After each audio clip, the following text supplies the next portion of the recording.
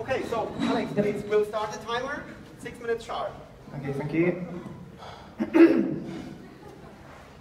Thank you to Cyberparks, thank you for this wonderful research project, and thank you for the platform. My name is Alex Head. I'm an artist, radio producer, and co-founder of the Wasteland Twinning Network, along with Lars Heyer, Will Foster, and Matthias Einhoff. Wasteland Twinning conducts parallel research into urban wastelands. I'm going to talk to you about the convergence of two spheres, data and urban wastelands. My argument is that certain approaches to safeguarding the use of urban wastelands can be activated by those who intend to protect non-surveyed digital environments. Which is to say that the data wasteland isn't necessarily a spatial idea. One of the distinctions between a wasteland and a data wasteland, then, is about intent.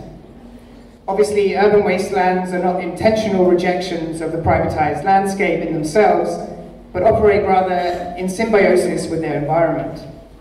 Whereas a data wasteland would be an intentional space, activated to prevent digital surveillance.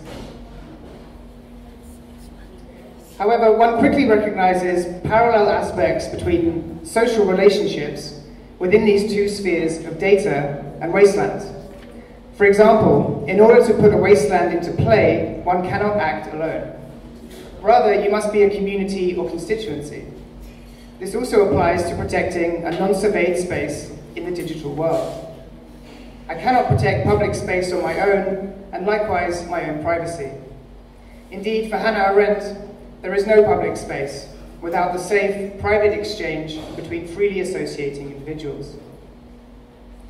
Yevgeny Morozov has argued that large transnational companies no longer perceive the city as sets of buildings alone, but rather as a meta-system of pay-as-you-go services strung together by technology. We, as citizens and non-citizens, must also learn to use this perception to combat the negative habits of capitalist reproduction and exploitation a decade after the 2008 financial crash. My proposal is that the contradictions of data capitalism can be drawn upon to politicize the field and redevelop our cities in a more playful and critical manner.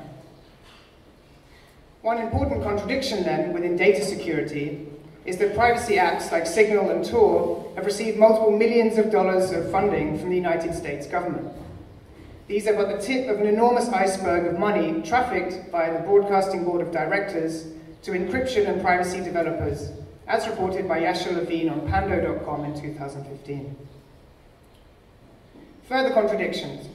So within the general data protection legislation, a set of EU laws that come into place in May of next month, there include the contradictions of opt-outs for state surveillance, heavy reliance on private companies to self-regulate at their own expense, and the potentially devastating fact that technologies such as the blockchain completely contradict the aims of the GDPR by definition.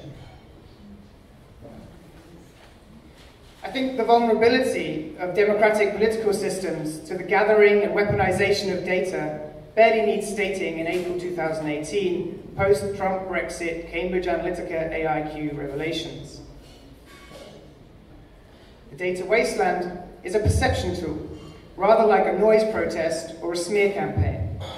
Relationships between the urban wasteland and data monopolies are made explicit within the work of the Fuck Off Google campaign in Berlin-Kreuzberg. For if and when the Google campus opens in Kreuzberg, rents and real estate will greatly increase, contributing to the development of Berlin's last wastelands. Real world or real estate world consequences of data companies can in principle be used to shift perceptions about the agency and power of these technologies. My opening axis of inquiry is therefore around the history of enclosure, first of land, now of data. Perhaps the data wasteland could function like the FitMine project of Maia das Neves and Pedro Victor Brandeo, who in 2013 to 2014 employed a Bitcoin mine to secure the preservation of a wasteland come nature reserve during the Archipel Invest Kunstinurbane Ruhr project. Only the data wasteland might be the inverse of this, where absolutely no data could be transmitted whatsoever. the data wasteland could be used as a thinking tool to address net neutrality, privacy, tracking, and digital exploitation within the urban domain and beyond. Ultimately, it is about acting upon shared intent. And this is exactly what enthuses an agency between two spheres of data and wasteland.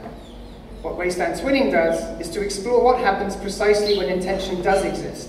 The intention to resist the enclosure of a space, to keep a wasteland available for public use, and to look at what happens when one puts this idea into play. Similarly, one could say that the data wasteland is an experiment wherein one puts the urban wasteland into play as a means of resistance to digital surveillance, profiteering, and political manipulation. Thank you.